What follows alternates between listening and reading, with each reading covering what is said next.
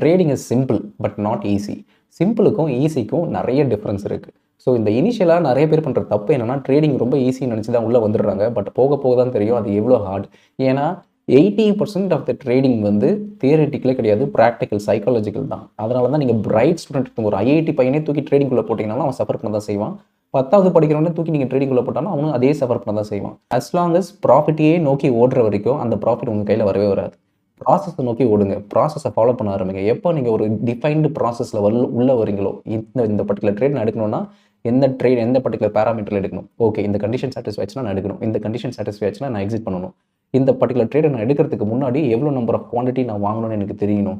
அப்போ தான் இன்கேஸ் அது லாஸ் ஆனால் கூட என் கேபிட்டல்லேருந்து இவ்வளோ பர்சன்டேஜ் தான் லாஸ் ஆகும் அப்படின்றது எல்லாமே தெரியணும். ஸோ எப்போ when you are ready to take a trade, first question okay இந்த பர்டிகுலர் ட்ரேட் அகெயின்ஸ்டாக போச்சுன்னா நான் எவ்வளோ லூஸ் பண்ணுவேன்றது உங்கள் மைண்டில் கிளியராக வந்துருச்சுன்னா அது நீங்கள் பேனிக்கே ஆக மாட்டீங்க. ஸோ ஆட்டோமேட்டிக்காக அந்த ஹோல் ப்ராசஸ்க்குள்ளே நீங்கள் அடாப்ட் ஆகிடுவீங்க.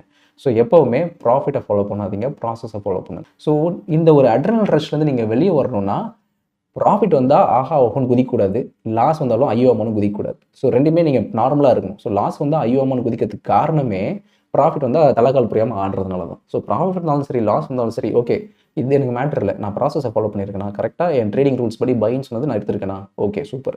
செல்லுன்னு சொல்லும்போது நான் எக்ஸிட் பண்ணியிருக்கேனா, சூப்பர். கரெக்டான குவான்டிட்டி பர்ச்சேஸ் பண்ணியிருக்கேனா, என் ரிஸ்க் இது அதிகமாக எடுக்கலையா, சூப்பர். அப்படி தான் நீங்களே you have to bet on your பேக்கை தவிர ப்ராஃபிட்டுக்கோ லாஸுக்கோலாம் எகிரி குதிச்சுட்டு இருந்தீங்கன்னா லாங் டேர்மில் சர்வைவே பண்ண முடியாது. லாஸ்ட் திங்ஸ் ட்ரேடிங்கில் நீங்கள் நிறைய லூஸ் பண்ணுறது மணி மட்டும் இல்லை, உங்களோட டைமும் தான். அந்த ஓவரால் பீரியட் அப்பா இப்படி திரும்பி பார்க்கும்போது என்னடா அது இவ்வளோ டைம் வேஸ்ட் பண்ணிட்டோம், இவ்வளோ மணி வேஸ்ட் பண்ணிட்டோம், ஃபேமிலி கூடயும் டைம் ஒழுங்காக ஸ்பெண்ட் பண்ணல, ஒர்க்கும் ஒழுங்காக கான்சன்ட்ரேட் பண்ணல, அதுவும் இல்லாமல் இதுவும் இல்லாமல் இடத்த ட்ரேடிங்கும் ஒழுங்காக வராமன்னு சொல்லி ஓவர் ஸ்ட்ரெஸ்ஸுக்குள்ளே தான் நீங்கள் போகிறதுக்கான காரணம் என்னென்னா இந்த ப்ராசஸ் ஓரியன்ட் அப்ரோச் இல்லாமல் இருக்கிறது. ஸோ நீங்கள் ஒரு விஷயத்தை ஸ்டார்டிங்லேருந்தே தப்பாக பண்ணீங்கன்னா கடைசி வரைக்கும் அது தப்பாக தான் போகும். ஸோ உடனே அப்ரப்டாக நிறுத்திடுங்க, ஸ்டாப் பண்ணிவிட்டு என்ன மிஸ்டேக் பண்ணுறன்றதை அனலைஸ் பண்ணிவிட்டு அதுக்கப்புறம் ரீஸ்டார்ட் பண்ணுங்கள். அதுக்கப்புறம் எவென்ச்சுவலாக you will become a discipline trader. நம்ம டிசிப்ளின் ட்ரேடர் ஆகிட்டாலே சக்ஸஸ்ஃபுல்லாக ட்ரேடர் ஆயிரும். அந்த டிசிப்ளின் ட்ரேடர் ஆகிறது தான் அந்த ஃபஸ்ட்டு ஸ்டெப். அதுக்கப்புறமா eventually everything will fall in place. So இதுதான் ரொம்ப முக்கியமான வீடியோவாக I thought I should share it with every one.